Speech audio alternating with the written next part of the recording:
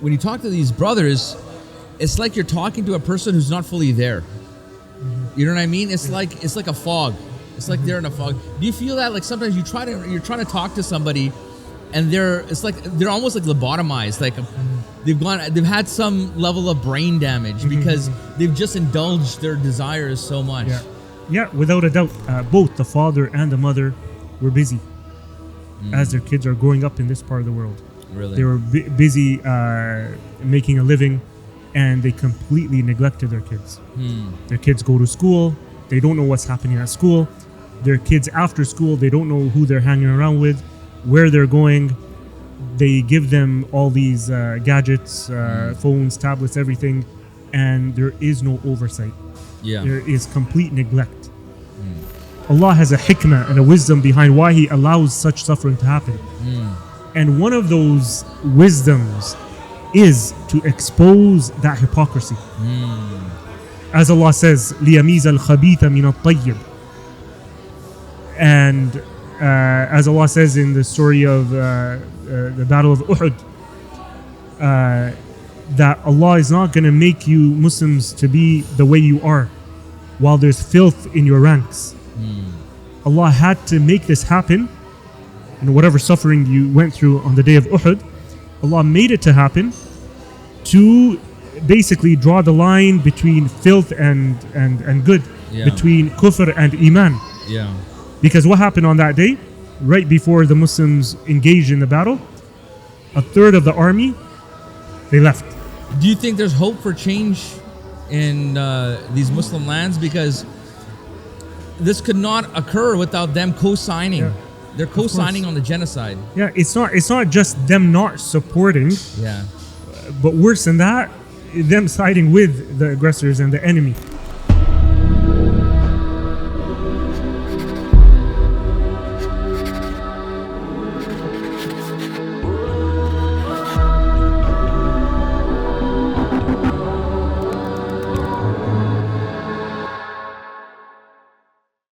Welcome everyone to the Life Haqq podcast. Today with us we have a special visiting guest at the Mocha Cafe, this beautiful Yemeni cafe, the best cafe, Yemeni coffee place in all of Alberta.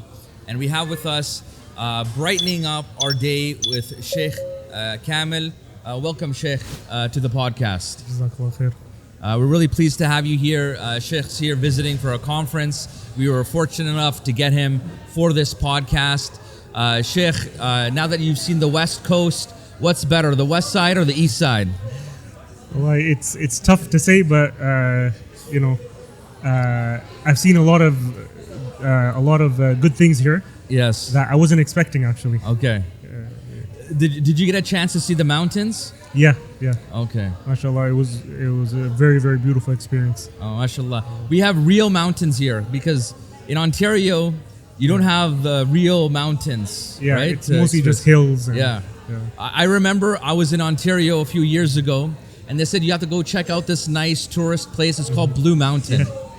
I go out to Blue Mountain, it looked like a small hill. You know what I mean? Yeah. Here is like, you're going to experience the real mountains. Yeah, the mountains with the glaciers and the rivers and the lakes. Yeah. It was a very beautiful experience. Alhamdulillah. It's good to see you. Sheikh, you're an imam. You work a lot with families. You work a lot with youth. And every time I sit down with any parent, they always ask me, how can we raise our kids in this society? And they always talk about a litany of problems that they are dealing with. Do you experience that being on the front lines of the community as being an imam? Of course, without a doubt. One of the major problems is obviously the problem of the youth, and it's not a new problem. Yeah. It's something that, when we were young, we saw it with our own eyes growing up in this part of the world. And the problems are the same old problems, but they're just evolving into different issues now. So, for example, when we were younger, the issues that were prevalent among the Muslim youth were, dating, having boyfriends, girlfriends, or drugs, etc.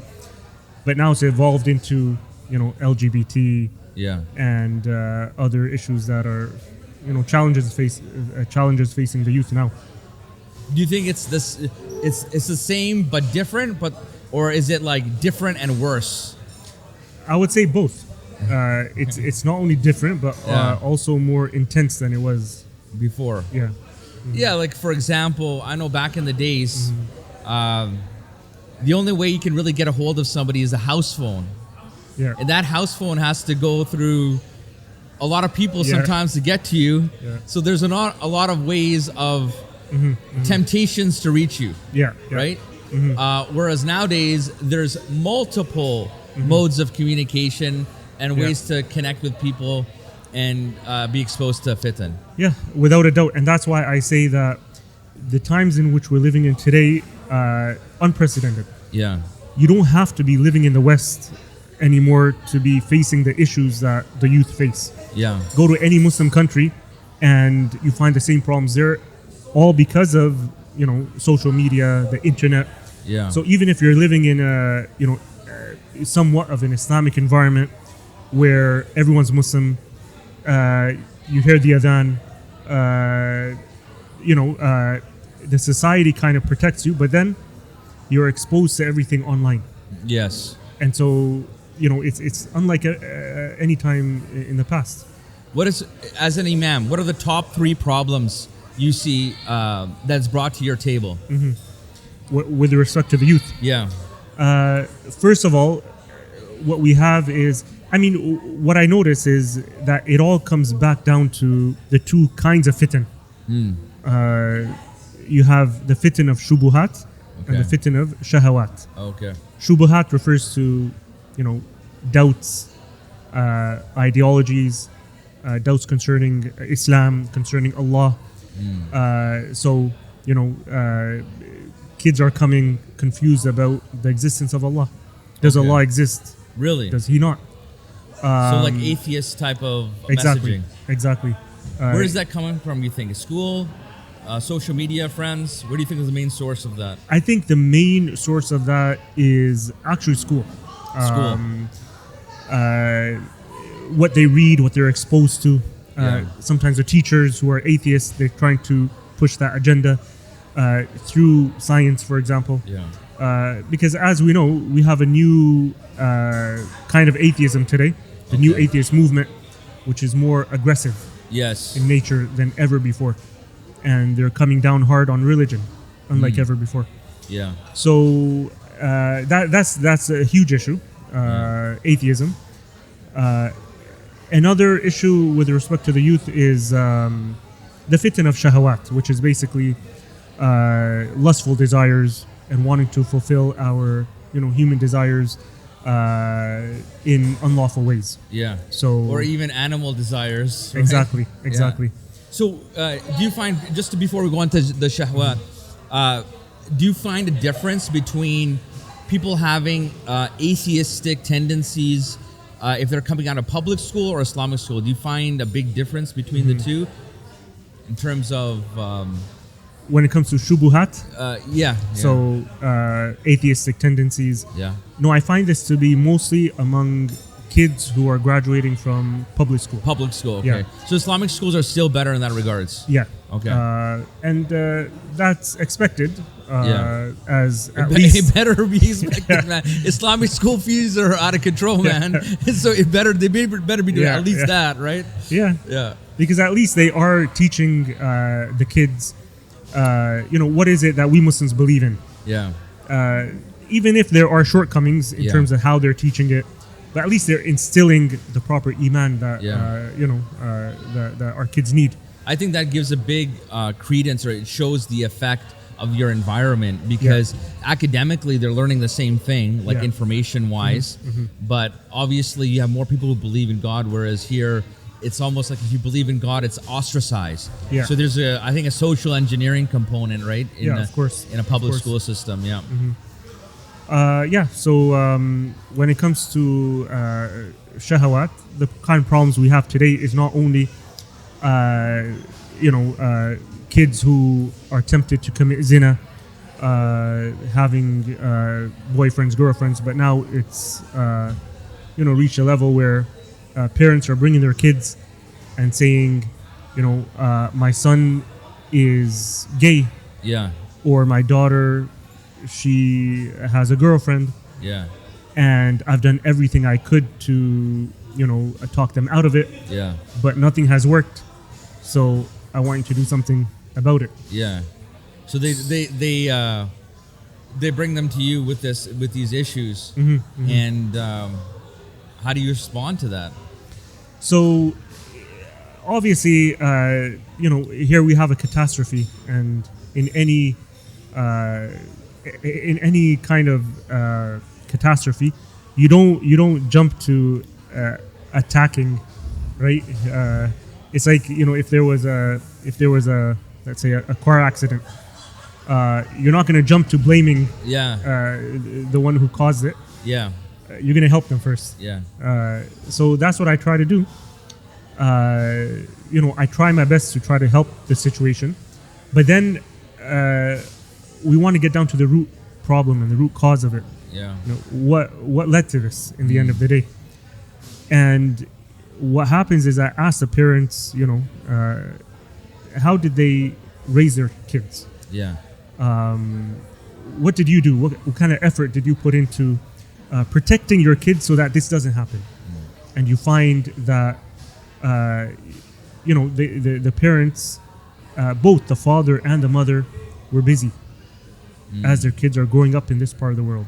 Really? They were busy making a living, and they completely neglected their kids. Their kids go to school, they don't know what's happening at school.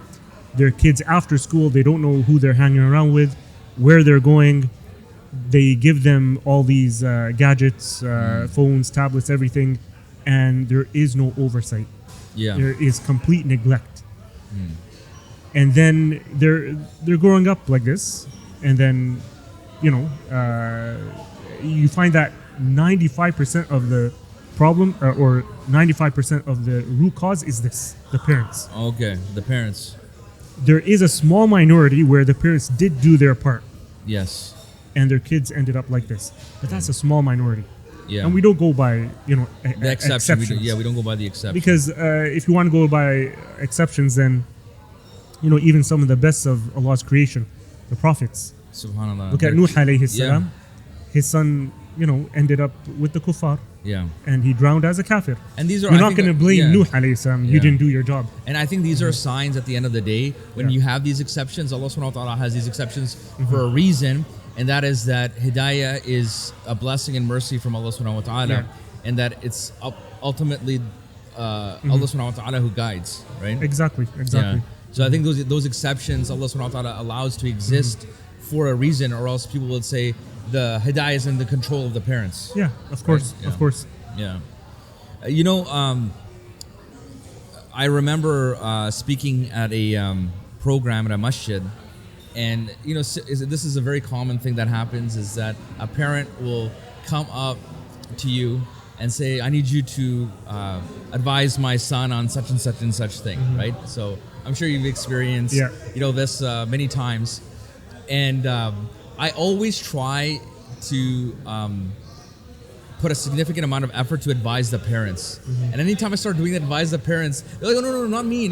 Just put it all towards them. It's like they don't understand and appreciate the massive impact you have, more than the few seconds of interaction that I can have with you, how much of a greater impact you have. Yeah. I think there's a mentality, we drop them off to the sheikh, we drop them off at the madrasa, we drop them off at the Islamic school, we're done. Do your thing, sheikh. Remember I was saying before, like, sheikh, there's something wrong with my kid, do your thing, I'll be back, I'll pick them up at 1, There was an experiment done back in Toronto where one of the imams, he noticed this problem. So it was a weekend Islamic school, the madrasa. Kids, they go to school, public school, throughout the week, and then their parents, they're like, let's we have to give our kids some Islamic environment, some Islamic knowledge. So Saturday, Sunday, which is not enough, obviously. Of course, that's all they're getting, because at home the parents are not doing anything. Anyways, the Imam, he said he made one weekend to be for the parents. Okay. He said, I don't want you to drop your kids off on this weekend. I want you to keep them home, and you guys have to come because we need to have a sit down with the parents. Yes. He said barely anyone showed up. Oh, they will not do it. They won't do it. Yeah, Because unfortunately. they feel that, they're not the problem. Yeah. They feel that we're okay, but our kids, we can't teach them. This is your job.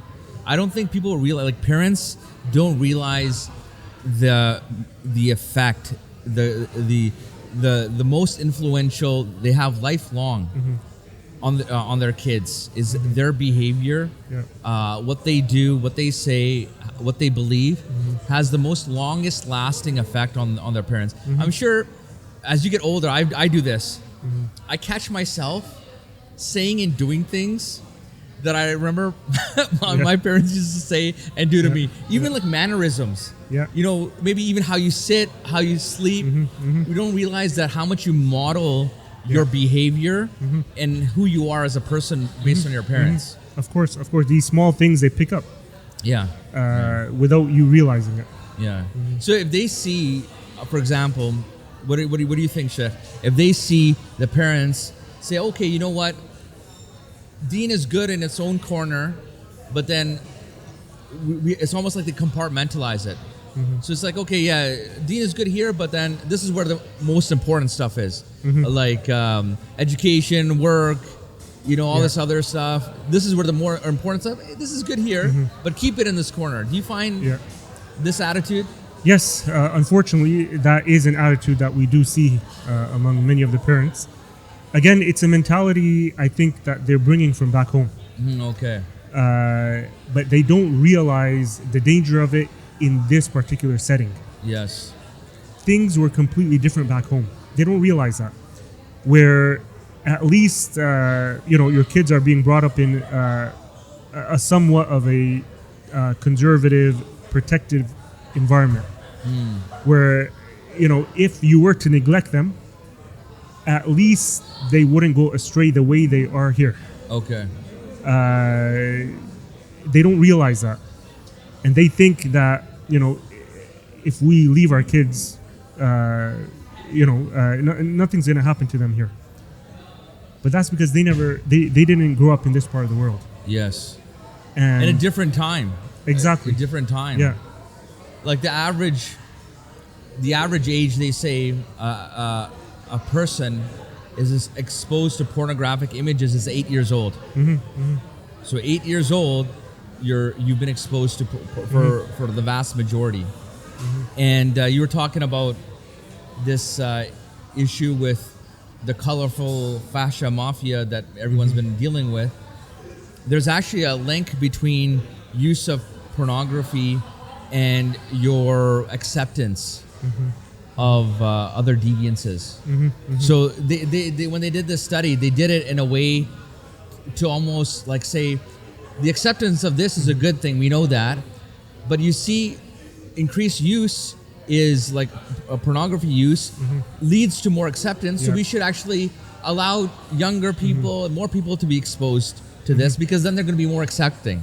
For us, we look at it at a different lens. The conclusion we're looking at, okay, we need to restrict this so it doesn't cause the fascia, issue, right? But do you see now that maybe we are not aware of how dangerous and how pervasive this is? Like, our parents aware of this particular danger and maybe other dangers where they're just not in touch with? I think that is the biggest issue right now. That parents just don't realize the danger. They just don't realize it.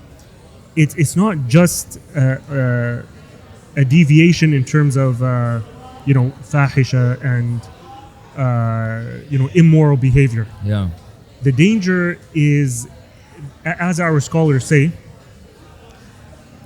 shahawat is the gateway to shubuhat. And again, this is something I've noticed among many of the youth. If they indulge in haram, lustful desires, whether it be pornography or anything else. That leads to basically a certain mindset that they're going to end up developing and adopting. Yeah. I'll give you an example. Someone who, let's say, he is addicted to alcohol, for example. He's tried everything he can to stop. He knows it's haram. This is haram, I need to stop. He's tried everything he can, but he can't. But then he can't continue living his life in this way, where he feels guilt. So what does it lead to? He's like, I need to get myself out of this guilt, but I want to enjoy it at the same time. So he'll find a way to make it halal. Move the goalposts. Exactly. Yeah. He'll find a way to make it halal so that he can enjoy himself and get rid of that feeling of guilt. So now you have an entire generation of young Muslims who want to enjoy a Western, secular, liberal lifestyle where they enjoy themselves just like everyone else around them. Yeah. But they can't do that with the restrictions of Islam. Right? Islam says this is haram, that is haram. Right? Obviously, that's a different discussion that we can talk about in terms of is Islam really that strict or not? That's a different discussion. But anyways, they see Islam as being very strict and restricting their freedoms. So they can't live like that with that guilt. Yeah. So many of them, they resort to atheism. Yeah. Let me just say God doesn't exist and that's it. I've gotten rid of the guilt. Yeah. So you see how shahawat leads to Yes. shubuhat. But unfortunately, our parents don't realize the danger of it. Yes. Yeah. And I think not only does it lead to that shubahat, but you stop becoming strong-minded or critical thinkers. So you end up actually that shubahat takes you, I feel, from being like a slave of Allah subhanahu wa ta'ala to now being that slave of the dunya and desires. You know what I mean? So what you would as our fitrah has intended us to dedicate or prioritize Allah in our life, it's like how can we prioritize our desires in absolutely everything? It's like the gauge. You know what I mean? And that's the exact definition of liberalism. Yeah. To maximize your, to maximize fulfilling your desires. Yes. That's the very definition of liberalism. Yes. And in regards to that, I don't know if you've noticed this with especially young men and boys, because we know, for example, pornography actually has also a biological effect on damaging your brain cells. So it actually damages brain tissue when you are exposed to pornography. I don't know if you've noticed that sometimes it's like when you talk to some, especially obviously we're going to talk more, or at least myself, not being an imam. If I talk, I'm going to talk more to brothers, over sisters. But when you talk to these brothers, it's like you're talking to a person who's not fully there. You know what I mean? It's like a fog. It's like they're in a fog. Do you feel that? Like sometimes you're trying to talk to somebody, and they're almost like lobotomized. Like they've had some level of brain damage because they've just indulged their desires so much. Yeah, without a doubt. And that's why, Allah subhanahu wa ta'ala created us and animals with similar, features. Yes. These desires are shared between us and animals. But what Allah made different with respect to us humans is Allah gave us that intellect. Yes. And that aql. That's what, distinguishes us from animals. Yes. And if one just indulges himself with his desires that he shares with animals, basically he's lowering himself to the level of an animal. Subhanallah. And he's getting rid of his aql, basically, that Allah gave him. What you're saying, we can describe it anatomically. The base of your brain, you share that it's like your basic functions, basic kind of desires and stuff. What's different about human beings is your forebrain. And we're told that we will be grabbed by the lying, sinning forelock, your forebrain, because that's the judgment center. That's where your moral judgment comes.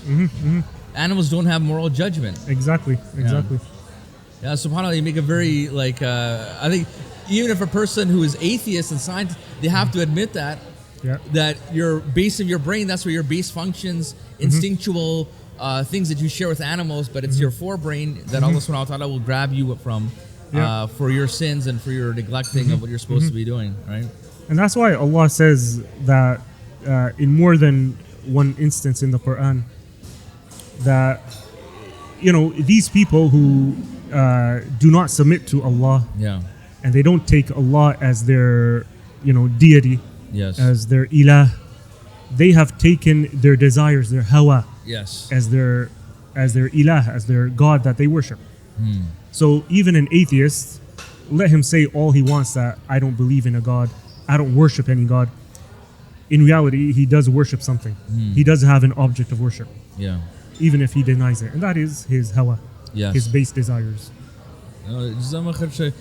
What I would also want to get you to comment on is that we don't want to say the youth are completely lost and misled, because a lot of them, they have an impulse and they have a drive to try to do good, right? And I feel that this drive is sometimes diverted into causes and issues that aren't really good, but deceive them to think that they are doing good, right? Like you're deceived into thinking good, like as in Surah Al-Kahf, where Allah subhanahu wa ta'ala talks about, did you see the one who thought they were doing good by their actions, but they lost, right? So do you see that as well, that in general there's a lot of potential in the youth, there's a lot of drive to do good, but then how is that energy misappropriated? That's probably the best word for that. We do see this without a doubt, where the youth, Allah guides them. That hidayah is a gift from Allah subhanahu wa ta'ala, and now they have that enthusiasm and that energy. They want to do good with it, but they end up not using it in the right way. And I feel that the main reason for that is a lack of guidance. And here I'm not talking about the guidance of Allah, but the guidance of the elders or the teachers and the scholars and the mentors, where I'm not blaming them, but the youth are not connected with them. So they lack direction. There's a gap. They lack direction. And the youth end up doing things on their own. And they want to do things in their own way. And many a times what happens is that they end up doing things based on what they see around them. So if we're living in this part of the world, where you see others involved in activism, you end up modeling them and just putting an Islamic face to it. So the way the liberal left, and the way they protest, or the way they, for example, the issue of Philistine right now. Exactly. Gaza for our community, it's an extremely important issue. It's on the forefront of our minds, but we're finding ourselves in the same boat where many leftist groups also have this as an important issue for them.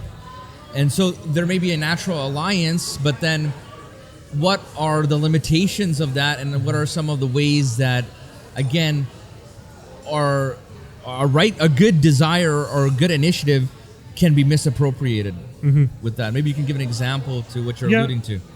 So basically, unfortunately, what happens is the youth, they see that certain, politicians or certain prominent activists who are supporting the Palestinian cause today, unfortunately, they happen to be from the extreme left. Yes. And so they end up, moving towards that. Because they don't find that kind of support from the right, obviously. Yes. So what happens is they end up,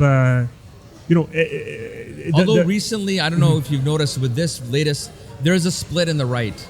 So there are certain nationalists who, not because they necessarily care about Muslims, but they just don't want, it's like a nationalistic reason. We don't want to get involved in any foreign conflicts. So there's a recently. Yeah, that is true. Yeah. That is true. Yeah.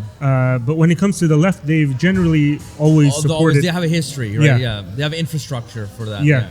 So, but then they don't realize that they're now going to end up adopting many of the other baggage that comes with that. Yes. Yeah. And here we're talking about liberalism. We're talking about supporting the LGBT cause. Yeah. Right. Without realizing, they end up adopting all of these values. From the left. Do you think it's because we don't have a good infrastructure within our own selves to utilize the energy of the youth? Like, for example, our experienced senior people within our community setting up projects where the youth can fully get involved with, be creative, things like that. Do you think we don't, because we don't have that infrastructure, they're jumping onto where they feel that they can be open, they can be energetic, they won't be held back, there is some action going on? I don't think we lack infrastructure. By that I mean material infrastructure. We have a lot of masajid, a lot of institutions. However, unfortunately, what we lack is utilizing those institutions in the right way and for the youth. It's an unfortunate reality, and we shouldn't be afraid to say it. But the majority of our Islamic institutions, they're just buildings without any activism, without any work being done for the youth in these buildings. For whatever reason, right? For whatever reason that may be. So we have the infrastructure, but we're not utilizing it in the right way for our youth. I'm saying the programming infrastructure, like okay. So even that, it's very little. It's very little, and this is where we as a community need to come together and do more. Do more to enable our youth to come and openly participate and be involved. In that vein, is there practical advice that you can give our community, our young brothers and sisters who want to get involved in these protests that are spearheaded by some of these leftist organizations? Number one, should we get involved with them? If we do, are there limitations? And concurrently, can we develop maybe a groundswell of leading some of these protests ourselves based on our standards, so to speak? Yeah, so when it comes to protests and rallies, there are some scholars who, right off the bat, they'll say, Islamically, it's haram and not permissible for Muslims to participate in these protests and rallies. But then there are other scholars who say that we look at the benefits versus the harms, the pros versus the cons. It is one of those issues where it's not set in stone in our deen, but rather, if there is a greater benefit and a lesser harm, then we should be involved in that. So, for example, if these protests and rallies will actually make change, will pressure governments, etc., then Muslims should get involved. But if there's a greater harm, right? For example, our youth going astray, especially since these leftists, they're the ones who are leading these campaigns, and the harm is greater than the good, then we should abstain from it. And as you mentioned, what we should be doing is organizing our own rallies and protests that will be based on our Islamic values and standards. So at this point, given the circumstances here in Canada, what are your thoughts? In terms of can it be done or Like the average young Muslim is going to see this podcast and they're like, I want to protest. I want to do something. There's a protest that's organized in the GTA. Should I go to it? yeah, so this is a question that I've been asked multiple times Yeah. by youth Yeah. who have come to me. Almost every weekend there is a protest in Toronto. And I understand where they're coming from, where they feel helpless. Seeing what's happening to our brothers and sisters in Palestine, in Gaza, they're like, what can I do? Realistically, what can we do? Like, our hands are tied. So they're like, this is the least that we can do. So what I say is the same thing that, as I mentioned, that if you see there's a good in it and a greater benefit than a harm, then go. While at the same time remembering and not forgetting your Islamic values. So, for example, when there's free mixing, avoid that. If there's any music, avoid that. Anything else that goes against our Islamic teachings, you need to avoid it to the best of your ability. What about sisters? Do you think sisters should go? My personal advice is sisters should abstain from going, because in that case, there's a greater harm than a good, in my personal opinion. Or do you think, as an alternative, they should only go with, somebody like a brother or father to protect them? Yeah, of course. What I meant is sisters going alone. Yeah. But if they were to go with a mahram, Yeah. then there shouldn't be any harm in that. Yeah. Because there's been incidents where like sisters getting beat up, Yeah. muhajjabat getting accosted. Yeah.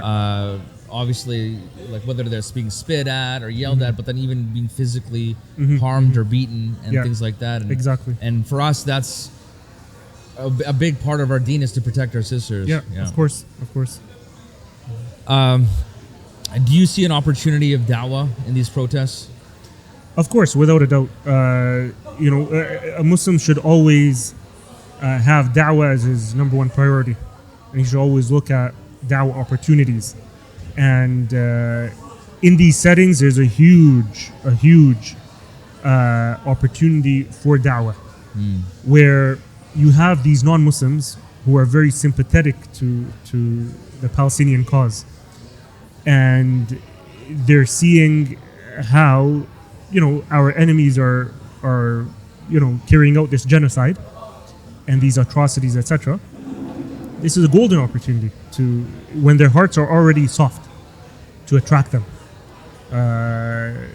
And that's why Allah subhanahu wa ta'ala in the Quran makes one of the 8 categories of zakah. He refers to one of those categories as being al-mu'allafati qulubuhum, those whose hearts are attracted to Islam, that we should give them from zakah, because their hearts are already attracted to Islam. By giving them zakah, it'll maybe that's the thing that'll cause them to accept Islam.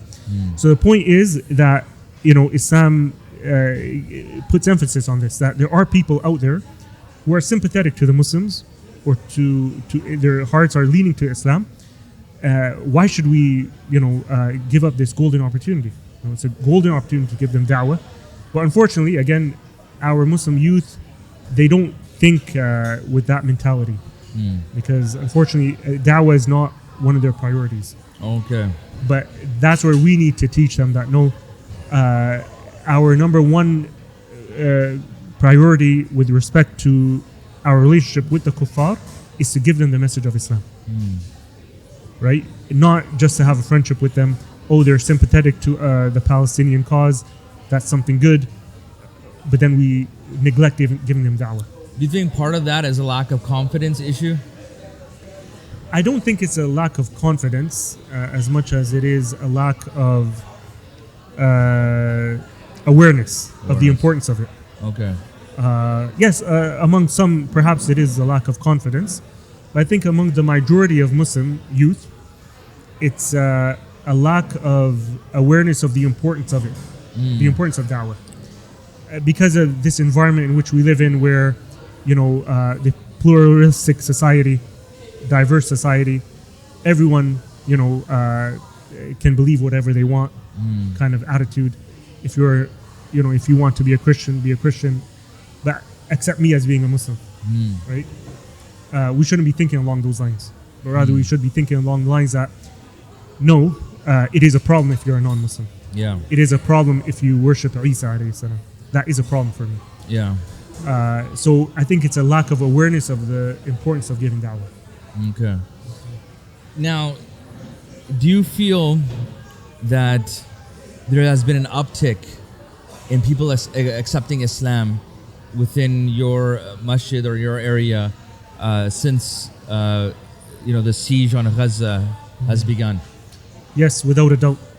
This is something we're not only seeing on the grassroots level of da'wah, on the street, in the masjid, but also internationally. We're hearing so much about so many people accepting Islam because of this. People who are not even interacting with Muslims, like on the ground, perhaps online, they're hearing about what's happening, and then it opens their eyes to Islam, and then they start researching and discovering what Islam is all about, and they end up accepting Islam. There has been an increase, without a doubt. And for example, like in masjid, have you seen people come in? They're like, because of this issue, and then they start learning about Islam, or they see some of the resiliency of the Palestinians, and it causes them to want to. Yeah, we have seen this. There have been a few who have come, and accepted Islam because of that. Yeah. But what's even more amazing, and something that perhaps most people are not aware of, and I know this because of a sister who I'm in touch with. She is an Israeli convert. Wow. From Israel. Wow. She accepted Islam years ago. Yeah. And she has continued her da'wah. She hasn't stopped. Wow. But obviously, when October 7th happened, she left Israel. She's currently in Canada. But she hasn't stopped her da'wah online, targeting, the Zionists in Israel. Yeah. So she mentioned a beautiful story. Yeah. Of this is perhaps a month ago. She said she was persistently giving da'wah to one of the reservists. Yes. Who ended up in Gaza. He's fighting for the IDF. He's in Gaza, and she's communicating with him. And the guy said, "That's it. I'm done. I'm ready to accept Islam. I can't continue this." And he said his shahada with her online while he was in Gaza. Wow. As soon as his commander found out, he fired him, told him, "Go home." Yeah. And so, he went home, and as soon as he got home, he took a shower, and he started praying, and he says he just feels like a huge thing just leaving his shoulders. This huge burden of guilt, obviously, of what he's done. Yeah, of course. But it shows us that even over there, Islam is spreading. Yeah. With the images that we see, there are people who say that, we should stop looking at the images because it's too much, or it's gonna maybe deaden the heart. I don't know. And then there's others. So there's ones that say we shouldn't look at them anymore. We shouldn't spread them anymore. There's other people that are saying that no, we need to know. We need to raise awareness. Their tragedy cannot be covered up. The more people that see it, the more awareness, the more resistance we can put. What are your thoughts on that?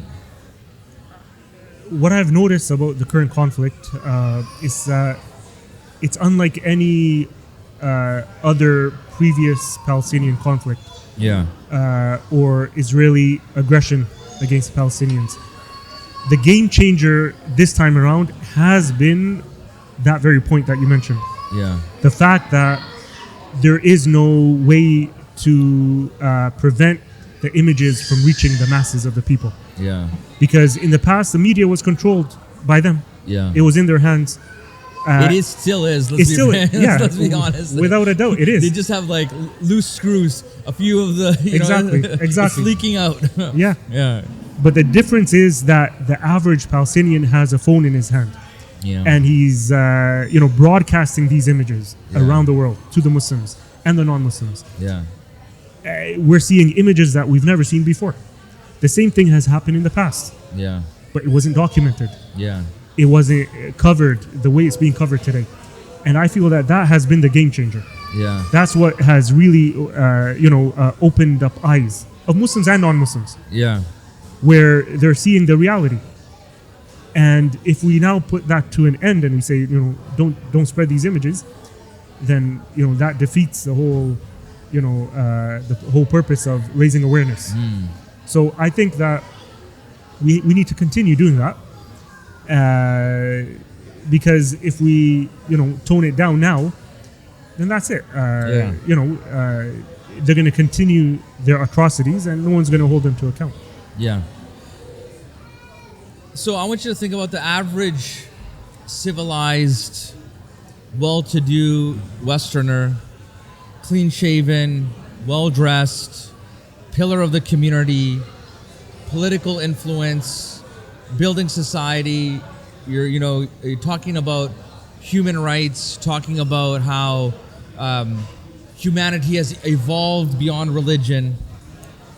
A person like this, let's take an archetype of a person like that, sees these brutal images and then very easily, very callously will say they brought it on themselves. We support the people who are burning and torturing them. Don't give me Hamas talking points.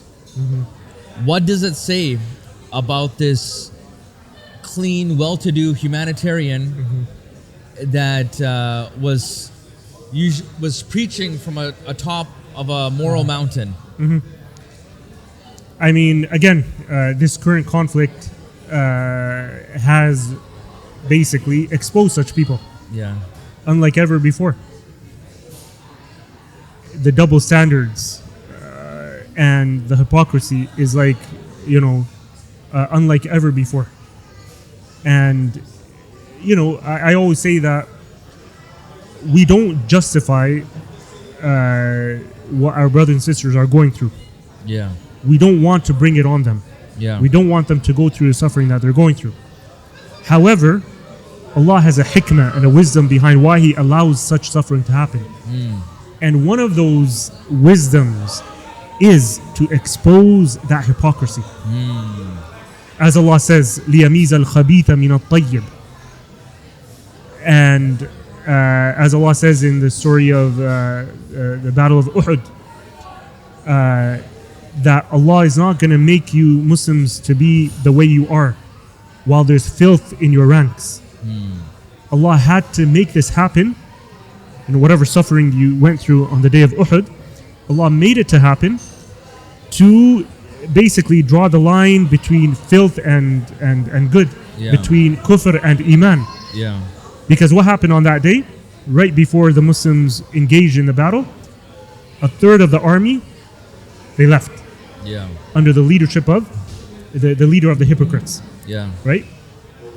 If that wasn't going to happen, then that's it. The enemy within would have been infiltrated in the Muslim community without us recognizing who they are. So Allah allows this to happen to expose that hypocrisy. Again, whether it's with regards to those in our ranks or the kuffar around us who show this face of us supporting human rights and we support you Muslims, but then when things like this happen, it shows their true colors and their true face. Yeah. Do you think there's and one of the unfortunately true colors we've seen in the Muslim world is the lack of support, for you could say physical, real life, monetary, whatever support for our brothers and sisters suffering there. Do you think there's hope for change in these Muslim lands, because this could not occur without them co-signing. Yeah. They're co-signing on the genocide. Yeah, it's not just them not supporting, Yeah. but worse than that, them siding with the aggressors and the enemy. You know, it's one thing if you say I'm not able to assist you.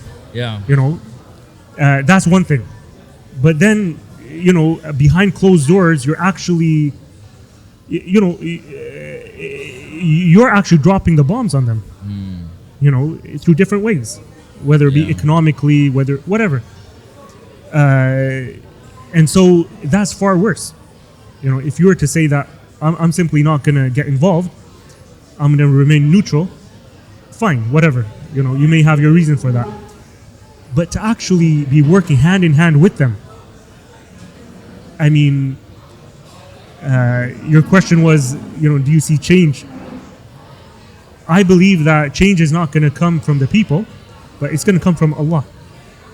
You know, these people, their days are numbered. There's no way that Allah will allow such tyranny and backstabbing to go unanswered. You know, they think that by doing this, they're going to remain, their power is going to remain established.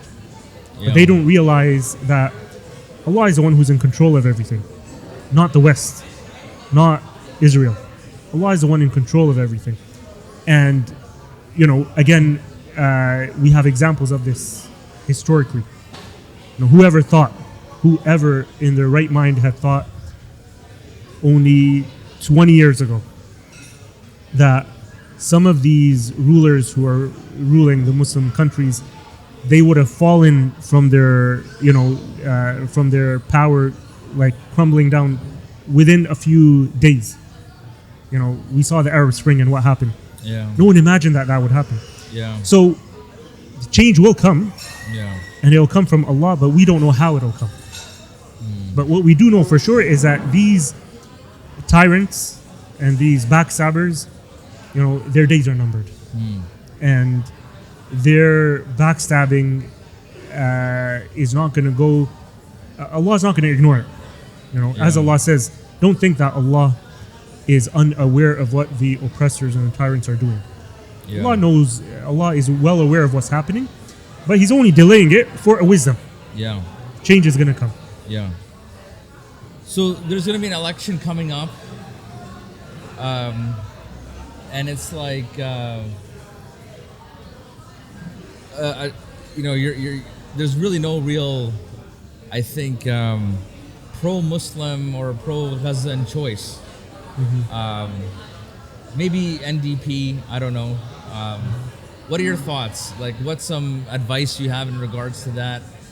Do we engage? Do we disengage? Do we engage in a strategic way to maintain political pressure and not put our hope in anything, but just have it a multi-strategic type of approach? What are your thoughts? Because obviously, Poilievre is very clear about, he stands even above Canada, I think. You know, maybe over his own family, he stands with Israel.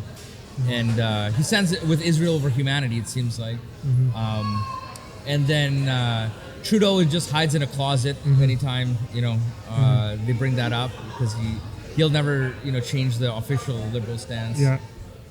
There's a little bit of, obviously, like pro-Palestinian statements from NDP. But what do we do here to exert max pressure? I've always held this position that participating in the political process and voting and elections at the federal level is very problematic. And I've always held this position that we should weigh out, again, the benefits versus the harms. However, we need to look at the benefits and the benefits. We need to look at them as being realistic and you know, something tangible, something that we could actually see the result of. Which unfortunately, ever since Muslims have been here, we have not seen. Right? So whenever we say, we should vote in this politician or that politician or this particular party, we only look at one angle of benefit while forgetting about all the others. So we look at our own, local interests, for example, that this particular party will be good for us locally, while forgetting the ramifications of voting in this particular party, what effect it will have on our brothers and sisters abroad. And so it goes without saying that all of these major political parties, they're one and the same when it comes to the Palestinian issue. And so it's an issue of the establishment. There's no difference between the parties regarding that. Even the NDP. The thing is, the NDP has never come into power for us to be able to test it out. Yeah, to see what they would do. However, in the end of the day, it's the establishment, right? And it's the Israeli lobby. So we can't forget that. When we're campaigning and we're supporting these various political parties, we cannot forget that in the end of the day, they're just looking for our votes. Yeah. They're just looking for their own interests. Yeah. They don't care about us and our interests. Yeah. How many times have we seen where once they come into power, once they're voted into office by us, they back down on a lot of the things that they had promised us, right? So, unfortunately, that's part of the politics that we Muslims are very naive about, and we don't realize the ramifications of it. Especially, as I said, looking beyond our own, local interests. And in the U.S. it's even worse, where you only have two parties. Yeah. But it's the same thing essentially. Yeah. They're two parties, but at the end of the day, they are they're basically backed by one party. Yeah. So that one organization essentially controls both parties, right? Yeah. So yeah, of course. Yeah. What are your thoughts in terms of strategic? If the Muslims, I know we're not united to that level, but let's just say Muslims are united more in terms of their whole cohesion and being able to operate in a unified way. Because that in and of itself is a discussion of how that would even occur. But say this tragedy is so severe that we said, okay, we need to put egos and differences aside and at least to a certain modicum be able to operate together. Would you think it is then, given this current situation, would it be the best strategic solution to try to ensure that whatever government comes into power, that's a minority government? Because historically, what I've observed as I've been, been watching politics or, keeping my ear to the ground with politics, is that minority governments don't act boldly. They're always, because their power is so tentative, they're more willing to listen to smaller groups, appease them. They're not as, for example, if you look at Harper's conservative government, when he didn't have this anti-Islamic rhetoric until his party became majority, because he came in as a minority government. Yeah. His power is a little bit tenuous, and then when it came to his third term, that's when they were boldly doing all this anti-Muslim rhetoric and things like that. So do you think, strategically speaking, if we look at the landscape and we say, listen, it seems like conservatives are going to come into power, how can we make sure they lose enough ridings wherever we have control, where at least it'll be a minority? So we're not necessarily going pro-NDP, we're not going pro-liberal, but we're just trying to keep them to having checked power. What are your thoughts on that strategic approach? That is a certain strategy that we could employ. But as I said, in the end of the day, whether it's the conservatives or the liberals or the NDP. No, I get that. I get that. At the end of the day, it's like that traditional set of instructions programming that they have. But given, when you kind of step back, okay, what are all the different chess moves, okay? Yeah. You know what I mean? We don't have too many pieces, right? So, because I feel the Muslim community plays checkers while other people are playing chess. And they're like, okay, we're just going to protest and, Yeah. That's it, really it. You know what I mean? Like, we're not building other infrastructure, maybe, or strategic planning to deal with the current like pieces right now on the chessboard. So what I've just observed, if you look at any type of term where they're a minority, they're not very bold in anything. So they're not really like, it's not like, okay, we're going to give full $100 million funding to send overseas. Everything is like, okay, we got to keep everything so tenuous. We need to, we can't be so 100%, like, for example, liberal, they're a minority government. Yeah. They have to appease their, Israeli influence, but we know that Muslims have a huge influence within the party as well in certain areas. So they know they can't be so, you know what I mean? So they have to, he even came out once and said, he accidentally almost said ceasefire. That's, you know what I mean? Yeah. Trudeau almost said that, right? Yeah. And the reason, the psychology behind that I saw is I felt is because of minority government. Yeah, it could be. It's not something I've looked into, but perhaps. But like I said, or like you yourself mentioned, that to bring the Muslims to that level is, Yeah, that's why I said that's a different conversation, because that in of itself is like harder than this tragedy, I feel. Yeah, you know what I mean? Like to bring the Muslims to a level where we all unite. Understand. So they understand the like the nuance of that strategic approach. Yeah. Because as you said, you're not going to be able to get a definitive opposition at this point. But I think if the Muslims were to unite in that way, then at that point we should be basically having our own MPs running, perhaps as independents, or launching our own party. Yeah, because we are a huge minority. Yes, we're not small. Yeah, if we had that kind of unity, then we have no reason for our politicians to be ascribing to any of the major parties. We have our own party or run as independents, and we'll win. Yeah, we've seen this actually in other places like the UK.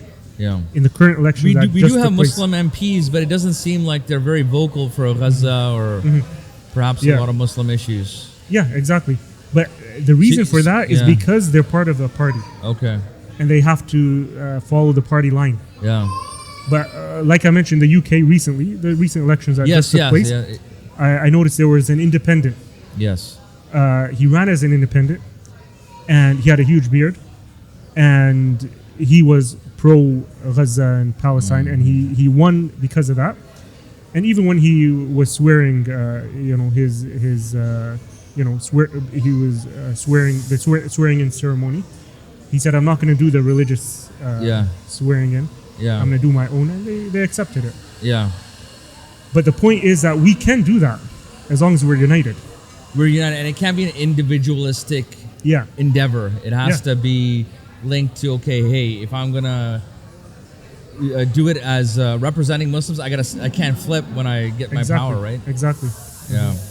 Which is unfortunate because there are some people who had some pretty strong cabinet positions, but they really weren't vocal in speaking out against what's happening. Yeah. And they have the ability to do that. What would you advise somebody like that? Is it just stay hidden, or is it better to at least the platform you have for the limited time be clear with what the Haqq is? You see, what I notice about such politicians is that many of them, they were just vying for power. Okay. If they're silent today, then that's a sign. Okay. That they just wanted to be elected for that status, and being an MP, and even becoming a cabinet member. And when they were campaigning in the Muslim community. And, they were saying, we're going to, whatever issues that Muslims need, we're going to represent you. But now we see that, they're silent. And so this shows that, the reality was that they were not campaigning for the Muslims, for Muslim causes. Because if they were, they wouldn't be silent today. And you do have some who are the opposite, where no, they were sincere. Yes. And that's why they took a certain stance today, such as that sister in Hamilton. This was the Ontario, the Ontario government, not the federal government. Yeah, the provincial legislature. Yeah, so she's an MPP. Okay. And she spoke out. Yeah. She was an NDP. Yeah. She spoke out after October the 7th against Israel. Yeah. And she took a lot of strong stances. As a result, her own NDP party kicked her out. She's currently still a member of parliament, but as an independent. Oh, okay. And she's not stopping. Mashallah. She's coming with the kafia. Yeah. And the speaker Yeah. ordered her to take it off, and she's not taking it off. Yeah. Right? So this is a good example Yes. of someone who was sincere and who said that Won't I'm back going to down. represent. They're not Exactly. a coward. Exactly. But now she's facing the consequences of that. Right? That the others are afraid of. Right? The others, they're afraid of this happening to them. Losing their position, losing their Yes. status. That shows that that's what you were after in the beginning. Yeah. From the first day, that's what you were after. And now you don't want to lose it. Yeah. You don't want the same thing to happen to you. So that's why you're silent. Right? So again, I feel that this is the plan of Allah. Allah is exposing such people. So if Allah is exposing the hypocrisy of the West and these advocates of human rights, etc., then Allah is also exposing those among us, showing their true colors. Alhamdulillah. Before we conclude, what are 3 practical things that we can do across Canada to start uniting our communities? That's a very tough question. But I think it starts with basically cleaning up our own house. That's where it starts. And when I say that, I don't mean only our leaders.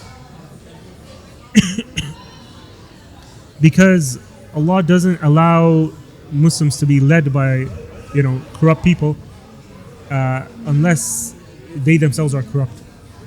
You see the situation of our Muslim countries, and many people put the blame on our leaders, but the reality is our leaders are a mirror of us, right? The corruption existed from the ground level, and that's why there's corruption at the top level.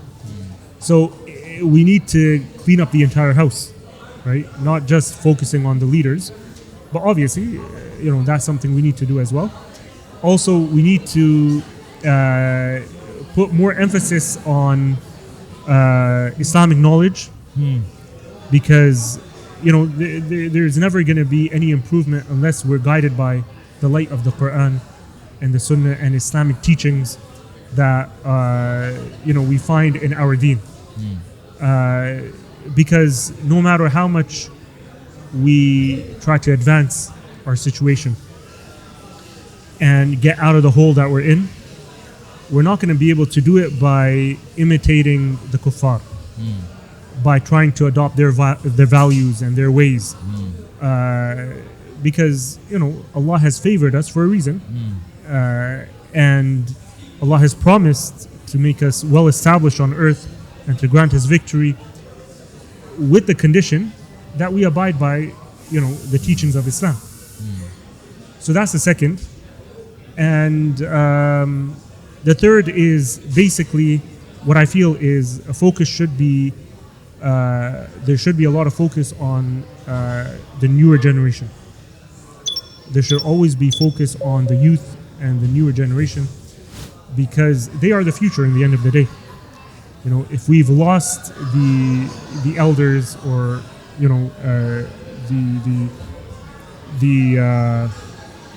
the other generations, then the younger generation, they are the future, and we cannot neglect the potential there. We need to focus on that, and inshallah, if we do that in the right way, then the future is bright. Inshallah. Jazakallah khair, Sheikh, for your time. I enjoyed the conversation. Inshallah, we can continue to do this again and keep the conversation going Inshallah. unite the East Coast, West Coast. Inshallah. Inshallah, lead to something for cross Canada Muslim unity. Inshallah. Bidnillah. Inshallah. Jazakallah khair for having me. Barakallahu feekum. And as always, to our audience, remember, we live by the Haqq, we die by the Haqq, and just when you think life is stuck, tune into Life Haqq.